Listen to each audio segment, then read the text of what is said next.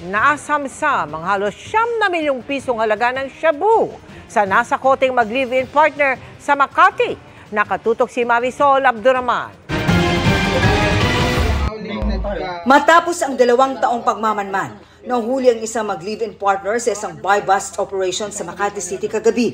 Nakuha sa kanila ang mahigit 1.3 kilo ng shabu na nagkakahalaga ng halos 9 million pesos. Nagpadala ang ating forensic group or forensic unit, ma'am, ng kanilang certification, ma'am, na really it is positive, ma'am, for methamphetamine. 1 milyong piso raw ang halaga ng transaksyon ng mga nagpanggap na buyer sa mga suspect. Pero mas marami pang shabu ang nakuha sa kanila. Tumumbad, ma'am, sa ating operatiba, ma'am, yung intel natin officers, ma'am, na nandun yung napakarami po na drugs po.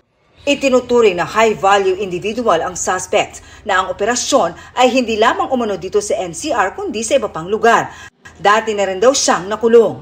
2015 for frustrated homicide and 2024 obstruction of justice. Dagdag pa, ma'am, sa ating intel report, meron din siya sa 4A and 4B na transactions. Sasampahan ng paglabag sa Comprehensive Dangerous Drugs Act ang mga suspect na nakakulong na sa Makati Police.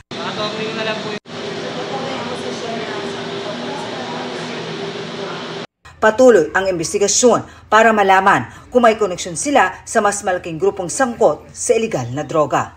Para sa GMA Integrated News, Marisol Abduraman, nakatuto 24 oras.